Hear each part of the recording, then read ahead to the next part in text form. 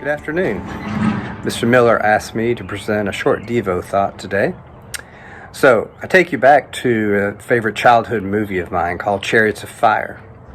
This movie was about two Englishmen who ran for Great Britain in the 1924 Summer Olympics. The first man, Harold Abrahams, was of Jewish descent. He ran to show the world that his race, the Jews, were not a lower caste of people like some thought.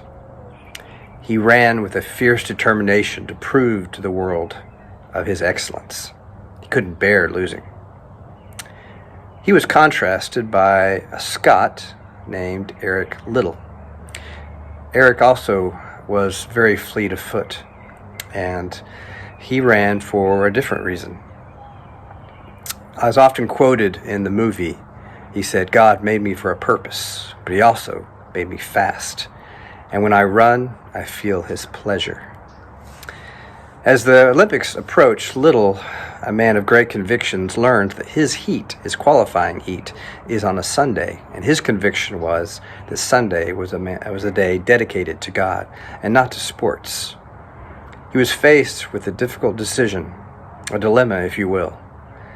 Does he run and show the world his faith, or does he hold on to his conviction that Sunday is a day not made to run?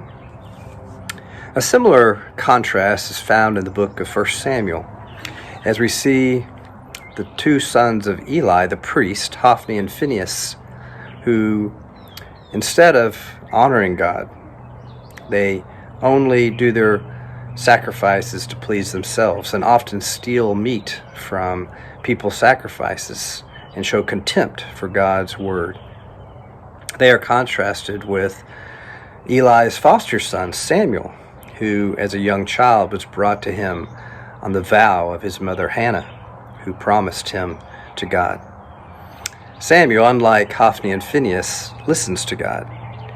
One night, the Lord calls to him on 3 different occasions, each time Samuel thinking Eli was calling to him.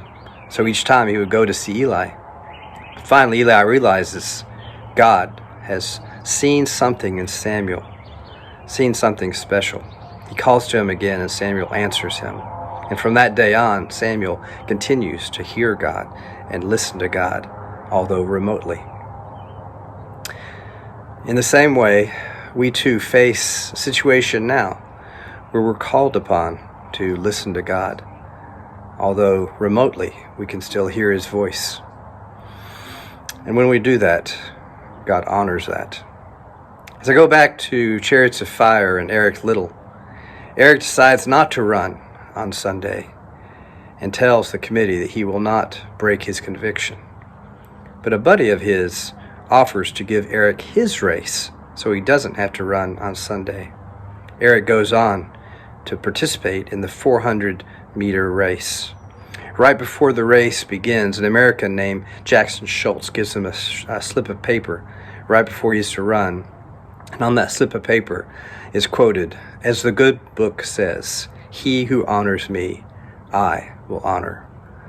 This comes from 1 Samuel chapter 2, the same story of Samuel and Hophni and Phinehas. Eric Liddell goes on to win this 400-meter dash and win the Olympic gold. So, he does not break his conviction, and he honors God, and he shows the world that God does make strong Christians. So my challenge for us today, when you're faced with maybe bending your convictions a little or breaking your convictions, honor God. Listen to his voice. Read his word, and he will honor you. I hope you have a great day. Thank you.